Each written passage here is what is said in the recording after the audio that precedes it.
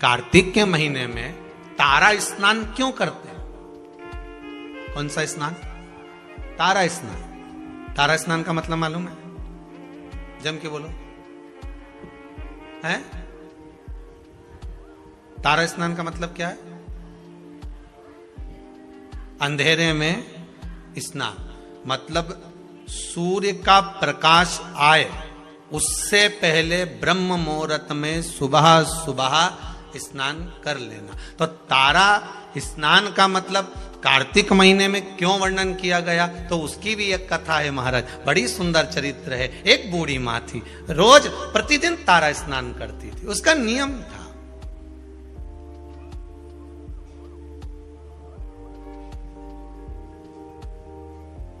प्रतिदिन तारा स्नान करती थी।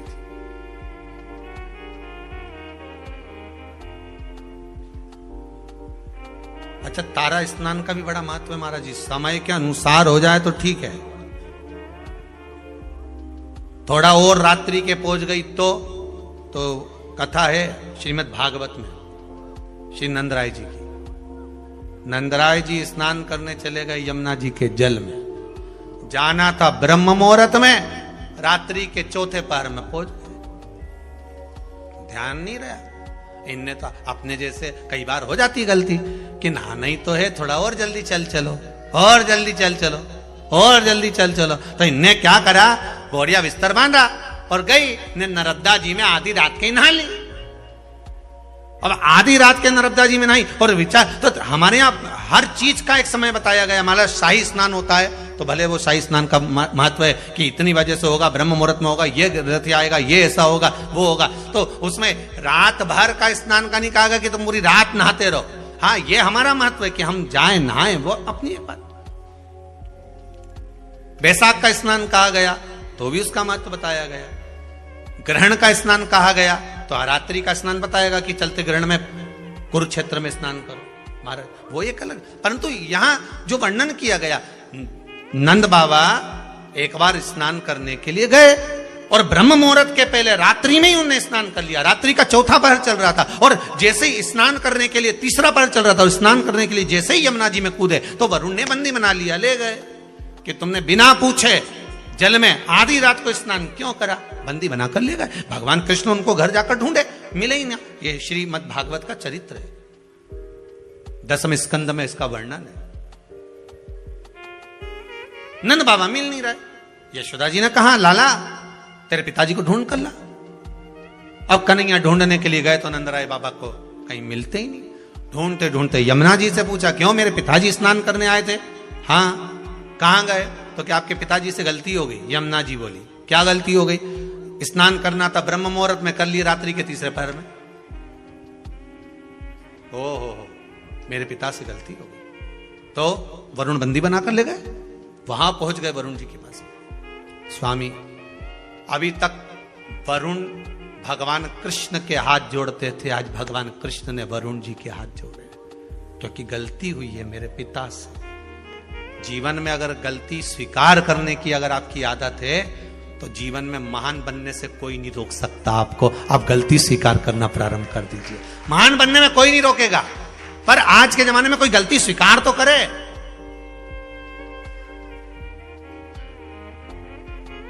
करवा चौथ की पूजन कर ली कल, बोलो सही है कि गलत है? जरूरत थी करवा चौथ की पूजन करने की, करवे को लाई, पूजन करी, इकट्ठा करा, सब कुछ करा, और अभी तक वो करवा कहीं ना कहीं पड़ा होगा। जब जरूरत थी तो बीन के लिए, और फिर सास के कि क्यों रही, जरूरत पड़ी तो हेड लाई, अब पटक दिया, अब बेचारी सास उठाए। सही है कि गलत है? सब बना के रख दिया, ये सामान यहां पड़ा है, वो सामान वहां पड़ा है। अब तुम तो कहीं ने चलनी में मुंडा देखिए। अब गलत नहीं, करो पूजन करो, पाठ करो, अर्चना करो, पर जो तुमने सामान इकट्ठा करा था, करवा लाई थी, ये करा, दिया लगाया है, बाती लगाई, सारा सामान इकट्ठा करके रखा, तो सवेरे उठकर स्नान करके वो सारा सामान उठा के रख भी। फैला रहा तुमने, फैला दिया, उठाए डोकरी, और फिर डोकरी उठाए तो उसका हाथ के साथ साथ में मुंडा भी गढ़ा चले। अब बोलो सही है कि गलत बात है? अब जब हाथ चले, शरीर चले, पांव चले, तो मुंह भी चले, फिर वो चले तो भी बुरा लगना ही नहीं चाहिए। हाँ साहब गलती हो गई, मेरे को ये करवे उठाकर रखना थे, जगह पे रख के आना था, मुझे ये काम करके रखना था, सही में पूजा की थाली ऐसी कैसी रखी हुई है, मुझे सुबह से उठकर इसको संभालना था, ये करना था। पर अपनी गलती कौन स्वीकार करे? अपनी गलती को कौन देखेगा?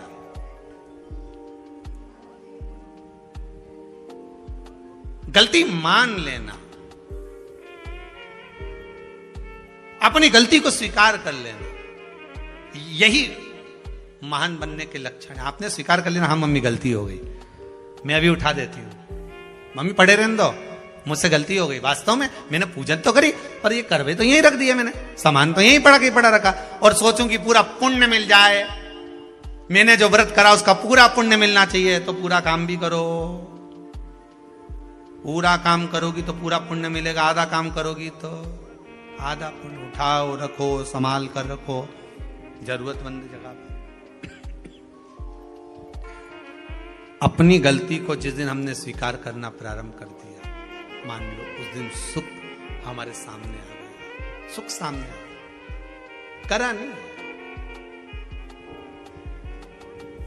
बूढ़ी मां जाए, स्नान करे, आए,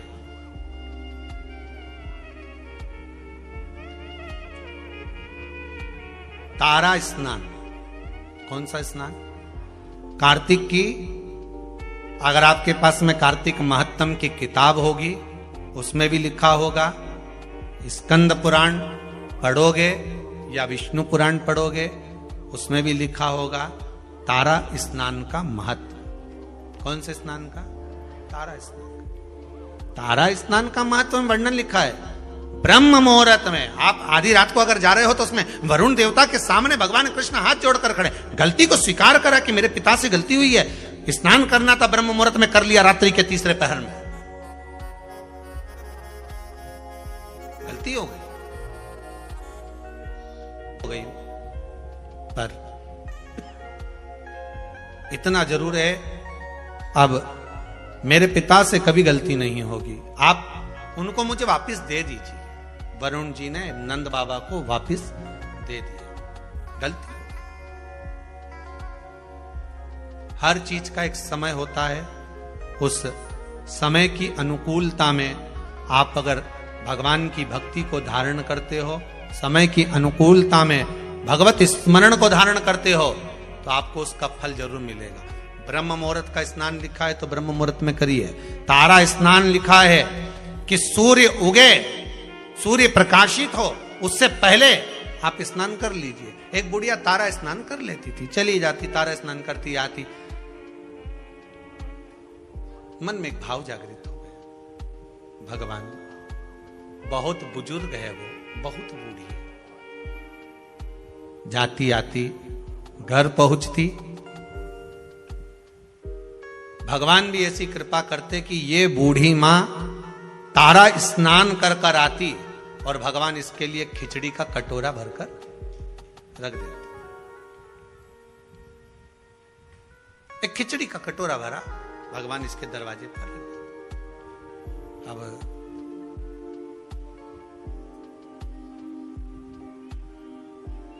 खिचड़ी के कटोरे को बूढ़ी मां के सम्मुख में रखा, माई कटोरा उठाया, भगवान को भोग लगाती, भगवान का दिया हुआ पात्र था, उसी से पा लेती। एक दिन पड़ोसन ने विचार करा कि बड़ी विचित्र है ये बूढ़ी मां, ना जाने इसको कौन ब्रह्म मुहूर्त में खिचड़ी देकर चले जाता है और ये उसका पान कर लेती है, उसका सेवन कर लेती है। आज ये सुबह जब स्नान कर कर आएगी, पड़ोसन ने विचार करा उससे पहले मैं जाग जाऊंगी और जाग कर इसके खिचड़ी के कटोरे को उठाकर बाहर फेंकी होंगी। जब जब मनुष्य धर्म की ओर बढ़ता है, जब जब मनुष्य सत्कर्म की ओर बढ़ता है, जब जब मनुष्य भगवान की भक्ति की ओर बढ़ता है, भजन कीर्तन स्मरण की ओर बढ़ता है, शिव आराधना की ओर बढ़ता है, भगवत नाम की ओर बढ़ता है, तब तब दुनिया के लोग उस पर उंगली उठाना प्रारंभ कर देते हैं। मीराबाई को नहीं छोड़ा, रामकृष्ण परमहंस जी को नहीं छोड़ा, संत तुकाराम, नामदेव आदि आदि को नहीं छोड़ा, प्रहलाद ध्रुव जी को नहीं छोड़ा। पर भक्ति अगर दृढ़ी है, आपका विश्वास अगर दृढ़ी है, तो डूब नहीं सकते, ये पक्का है। विश्वास किसको कहते हैं? भरोसा किसको कहते हैं? अगर दृढ़ विश्वास है, भरोसा है और भगवान के प्रति, हाँ ये जरूर है, थोड़ी थोड़ी परीक्षा भगवान लेगा जरूर। सोने को जब तक तपाओगे नहीं, तब तक वो निखरता नहीं है।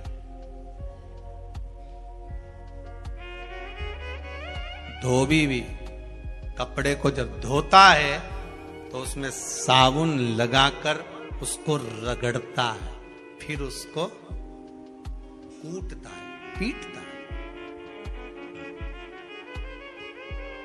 जिससे वो उज्जवल हो जाए।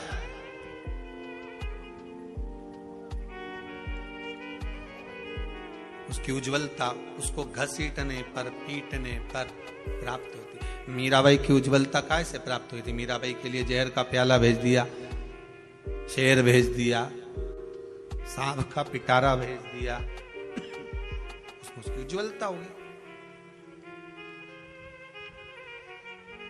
फिर डरने वाली बात नहीं, फिर वो बात ध्यान रखना, कोई तालना ही बोले तो आपको लगता है कि परिवर्तन कैसे हो गया, एकदम इतना। कहां तवा सीधा, कहां तवा उल्टा। कभी कभी मन में आ जाता है कि इतना परिवर्तन हुआ कैसे, आखिर कारण क्या बन गया इतना परिवर्तन का? क्या हो गया ऐसा कि परिवर्तन मूल हो गया? कारण क्या बना? और वही क्या कारण हो सकता? मैं रोज आती थी तो मुझे खिचड़ी मिलती थी, वो खिचड़ी गई कहां? अब बूढ़ी मां को मिली नहीं। उसने नियम ले रखा था, एक नियम बनाकर रखा था कि जो भगवान मुझे प्रसाद दिए हैं मैं उसी का सेवन करूं, उसी का सेवन। आपसे भी निवेदन है, एक नियम आप भी जिंदगी में ऐसा बनाकर चलो कि मैं रोज भगवान का दर्शन करके जाऊंगा। जब तक सुबह में श्री शिवाय नमस्तुभ्यम नहीं बोल लूं 5 बार, 7 बार, 11 बार, तब तक मैं चाय नहीं पीऊंगा। भले बात से मैं बोलूं, पर बोलूंगा, भले बात से मैं बोलूं पर बोलूंगा। श्री शिवाय नमस्तुभ्यम।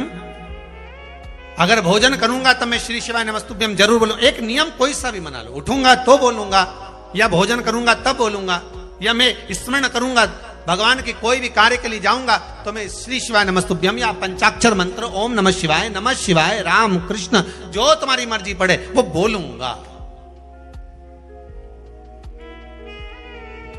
बोलूंगा जरूर।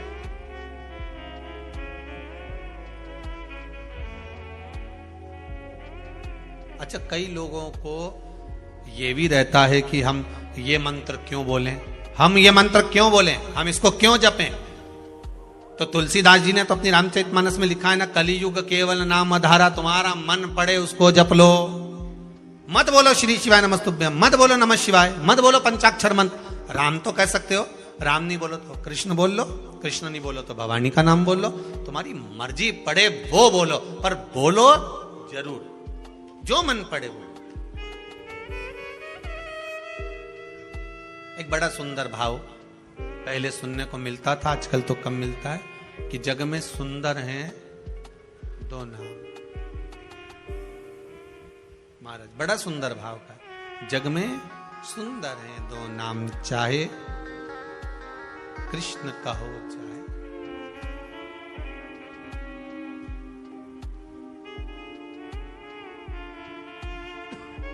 बड़ा भाव सुन, बोलो राम राम राम, बोलो राम।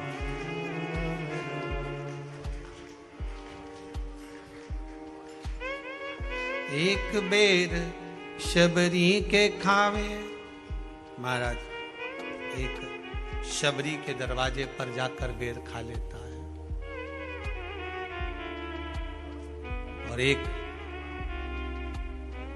कहीं कुब्जा के पास, कहीं मीरा के पास, कहीं कर्मा के पास पहुंच जाता है। भाव की शुद्धता हो। आपकी मर्जी पड़े जिसे भज लो, पर भज लो।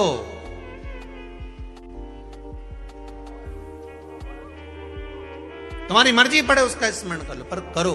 एक नियम बना लो। श्री शिवाय नमस्तुभ्यं। अच्छे से बोलो एक बार प्रेम से, श्री, अरे साथ में बोलो, श्री शिवाय नमस्तुभ्यं।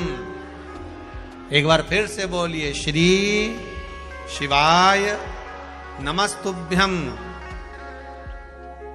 तुम्हारा मन पड़े वो भज लो, पर भजो। वो कहते हैं ना, पानी वही पीते हैं जिनको प्यास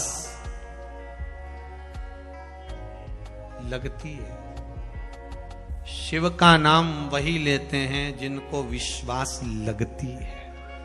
विश्वास होगा तो शिव सम्मुख में प्रकट हो जाए सामने। कितने कितने पत्र आप लोग भेजो, सब विश्वास के ही पत्र हैं सारे। अगर पढ़ें सारे विश्वास के पत्र मिलेंगे। एक एक पत्र में आपका विश्वास जुड़ा हुआ है, एक एक पत्र में केवल विश्वास, केवल आपका भरोसा है, और उसके सिवाय कुछ।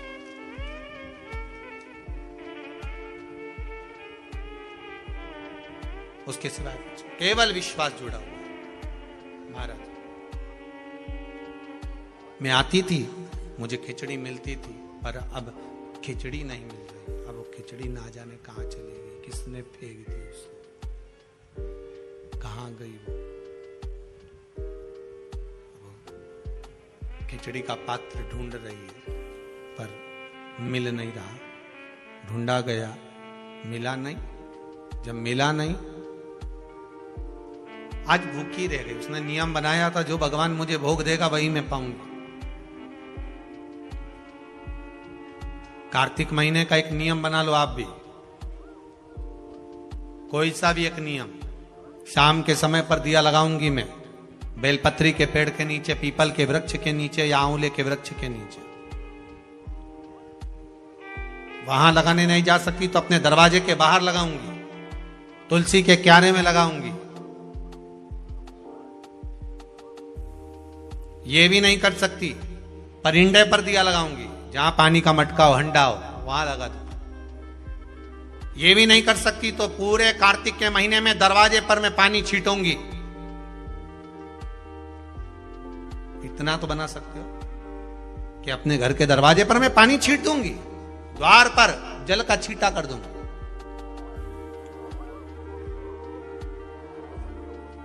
ये भी नियम ना बने तो मैं प्रतिदिन ठाकुर जी को एक तुलसी का दल समर्पित कर दूं। तुलसी का दल।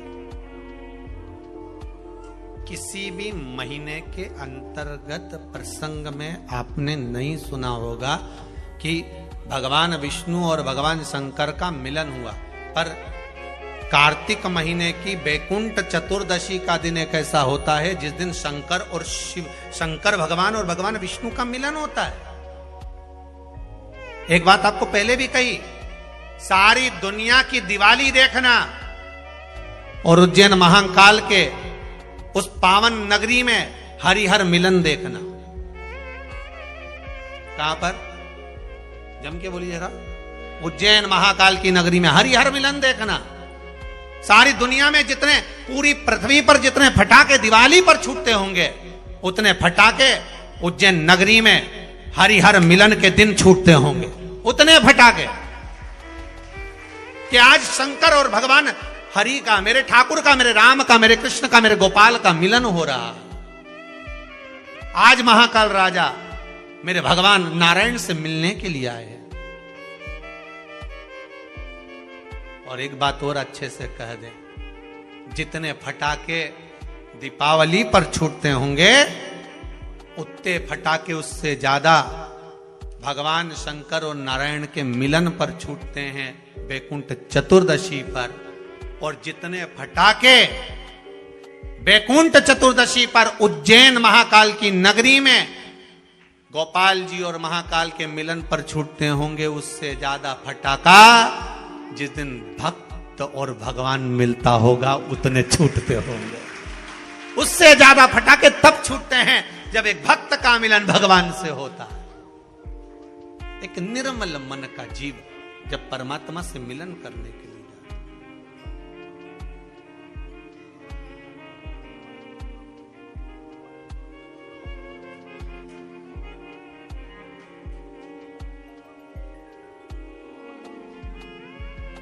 उतना मार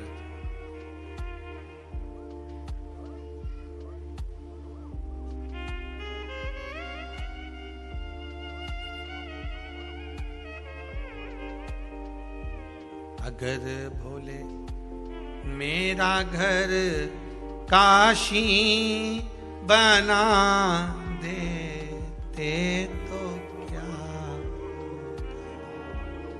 मुझे भी अपनी काशी में बसा लेते तो क्या।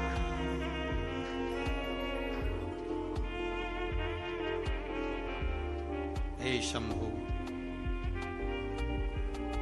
हे भोले, हे त्रिकालदर्शी कैलाश, केवल एक कार्तिक का महीना, एक महीना ऐसा है जिस महीने में भगवान भूत अधिपति भूतेश्वर भगवान शंकर और भगवान नारायण दोनों का मिलन हुआ है। कार्तिक के महीने में, कार्तिक के महीने में।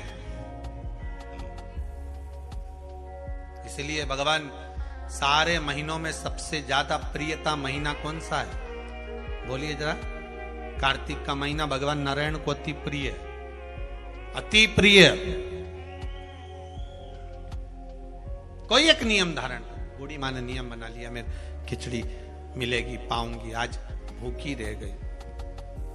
जो खिचड़ी फेंकी थी पीछे भूखी, वो ढूंढ रही है कहां। प्रभु की कृपा देखिए कितनी विचित्र है। कार्तिक महीने में किया गया दान, कार्तिक महीने में किया गया पुण्य, कार्तिक महीने में किया गया सत्कर्म, कार्तिक महीने में, इसीलिए कार्तिक के महीने में गोपाष्टमी आती है, इसलिए कार्तिक के महीने में अन्नकूट महोत्सव होता है, इसलिए कार्तिक महीने में दीपदान का महत्व होता है। कार्तिक के महीने में दान पुण्य की मात्रा बढ़ जाती है, दान की मात्रा बढ़ जाती है, पुण्य की मात्रा बढ़ जाती है, सत्कर्म की मात्रा बढ़ जाती है, भजन की मात्रा बढ़ जाती है। और दोनों यजमानों को बहुत बहुत धन्यवाद कि आप कार्तिक के महीने में कार्तिक महत्तम शिव महापुराण की कथा जनमानस को श्रवण करा रहे हैं। पूरा विश्व सुन रहा है इस पावन कथा को 2 बजे से 5 बजे तक। फेसबुक यूट्यूब पर सारे भगत लोग श्रवण कर रहे हैं इस पावन कथा को। बहुत बहुत साधुवाद।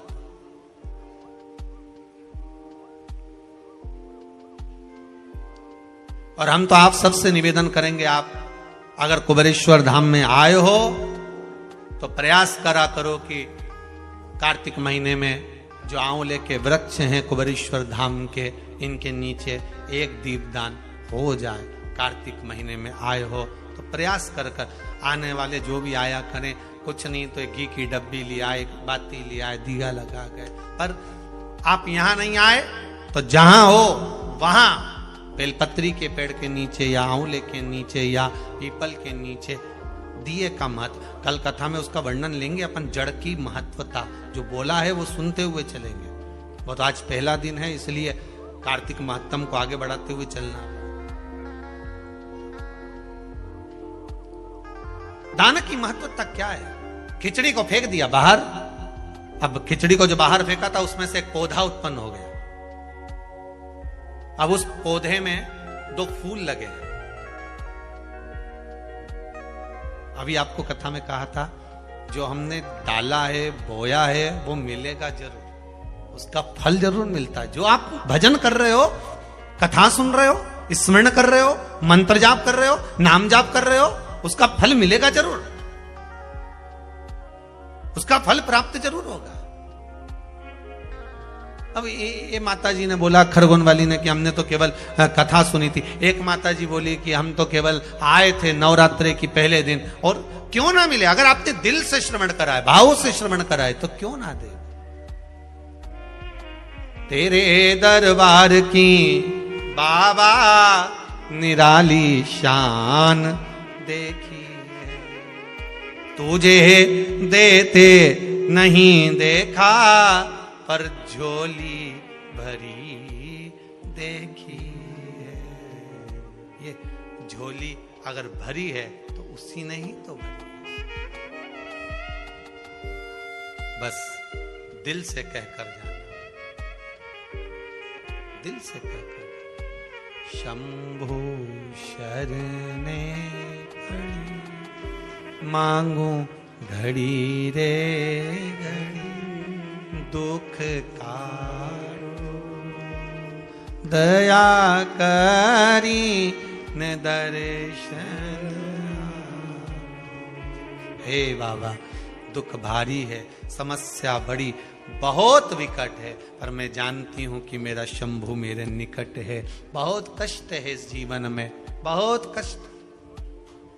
संसार में आयो तो समस्या जरूर होगी।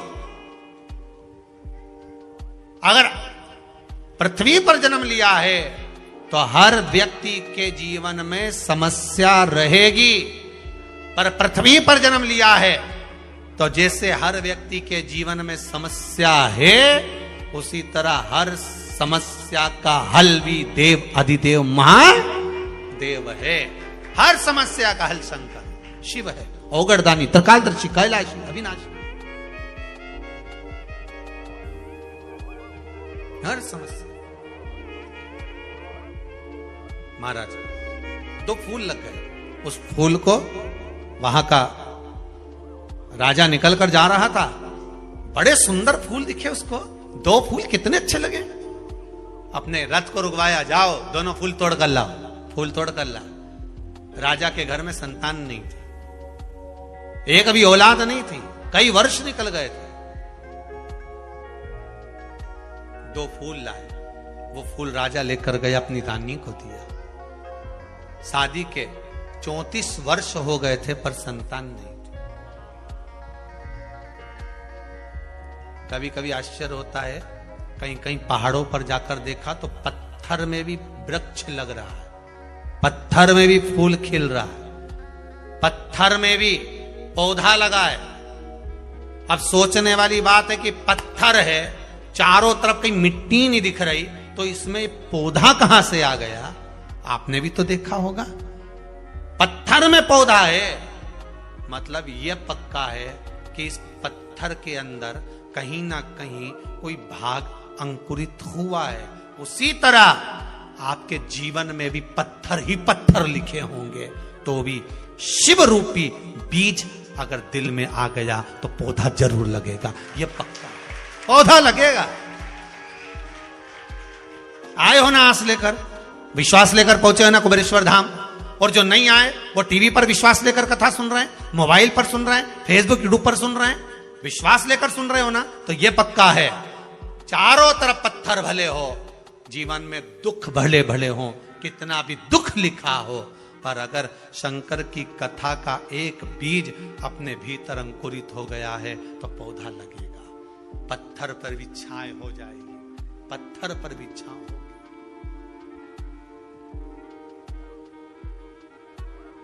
विश्वास रखिएगा। अगर भोले बाबा का सहारा न होता तो दुनिया में कोई हमारा। अगर भोले बाबा का सहारा न होता तो दुनिया में कोई,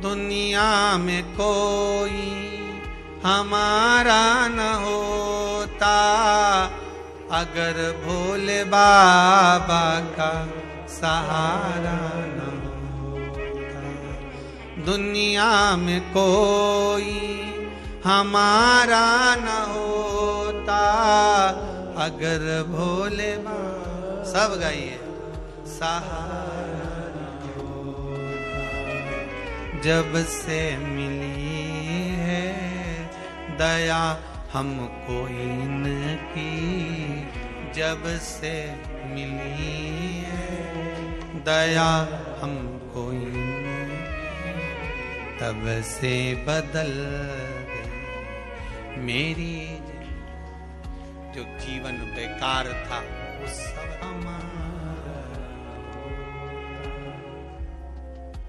ध्यान दीजिएगा, आपके पास में जब धन कम होता है ना, तो सबसे पहले अपने ही साथ छोड़ देते हैं। क्या कम होगा?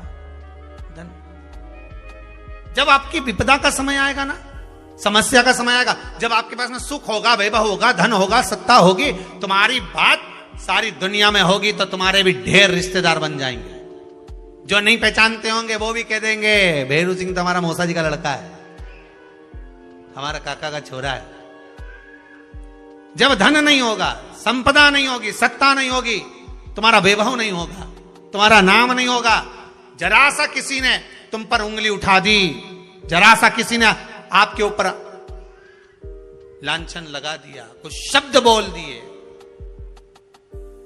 कोई शब्दों के बाण कस दिए, सबसे पहले जो अपने होंगे, सबसे पहले जो अपने होंगे, सबसे पहले वही भागेंगे और वही उंगली उठाएंगे। वो कहते हैं ना कि अगर दुख की घड़ी आती है, अगर कहीं काम बिगड़ता है, तो सबसे पहले अपने वाले ही डीजे बजाते हैं।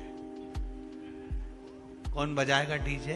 अपने वाले। नगाड़ा वही फूकेंगे, ओ वो, अरे क्या खिल्ली उड़ रही उनकी, अरे वो उनके साथ ऐसा हो गया। अपने होंगे जिनको तुमने खिलाया, जिनको तुमने पाला है, जिनके लिए तुमने 10 साल 15 साल 11 साल बर्बाद कर दिए, ले जा कर दिया जिसको, वही उंगली उठाकर कहेंगे ये देखो, ये देखो महाराज, मेरा बिगड़ा जीवन संवारा न होता, तो दुनिया में आप उससे विनती तो करो, निवेदन तो करो।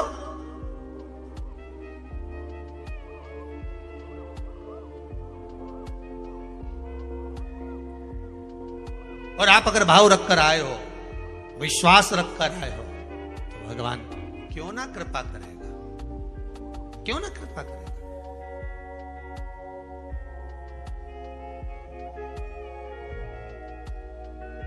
भरोसा अगर पक्का है तो शिव भी मिलेगा,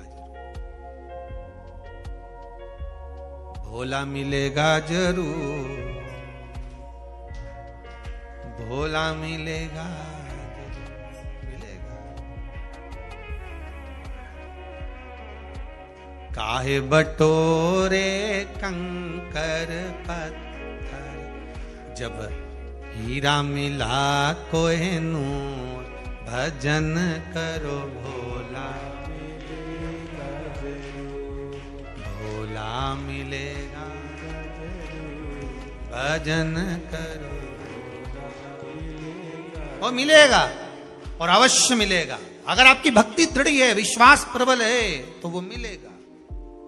उसको ढूंढने में देरी है। 2 फूल तोड़ लिए, जो खिचड़ी फेंकी थी उससे उगे थे। फूल रानी को दिए, रानी ने देखा कितने सुंदर फूल हैं, उसको सूंघ लिया।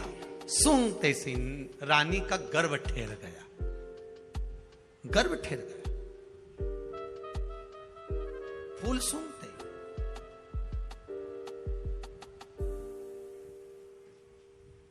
गर्व ठेरा। समय आने पर 2 बेटे हो गए। कितने पुत्र हुए? समय आने पर 2 पुत्र हो गए, 2 बेटे हुए। अब वो दोनों बेटे राजभवन से निकलकर रोज जाते, जन्म लिया उस दिन से लेकर राजभवन में आज तक बेटों ने कभी जुबान नहीं खोली। 15-15 साल के हो गए पर बेटे बोल नहीं पाते थे। निपट गूंगे कहते थे लोग इनको, कि बोलते नहीं है, गूंगे। ये दोनों बेटे वन में गए मृगा करने के लिए, हिरण मारने के लिए, कोई जीव को मारने के लिए मृगा। वहीं पर बुढ़िया बैठी थी। जिस दिन से कार्तिक का महीना पूरा निकल गया था, उसके बाद भी उसकी वो खिचड़ी भूल नहीं पाई थी कि मेरी एक दिन की खिचड़ी और मेरा कटोरा कहां गया, कहां गई खिचड़ी, कहां गया कटोरा। दोनों बालक जाते जाते बोले, ये रही खिचड़ी, ये रही कटोरा, कहां गई?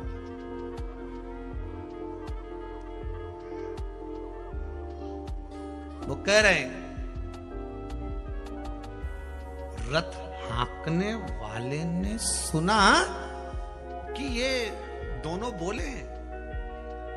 बुढ़िया बोली, कहां गई खिचड़ी, कहां गया कटोरा? और वो दोनों बोले, ये रही खिचड़ी, ये कटोरा। वो उसकी शुद्धता रही। रथ हाँकने वाले ने कहा, राजकुमार बोले। तुरंत रथ लेकर वापस गए, राजा के पास सूचना दी, महाराज राजकुमार गूंगे नहीं है, राजकुमार तो बोलते हैं। तो 15 साल नहीं बोले, एक शब्द नहीं निकला, क्या बोले? तो क्या कुछ बोल रहे थे, खिचड़ी और कटोरा, खिचड़ी और कटोरा? हाँ, समझ में नहीं आया।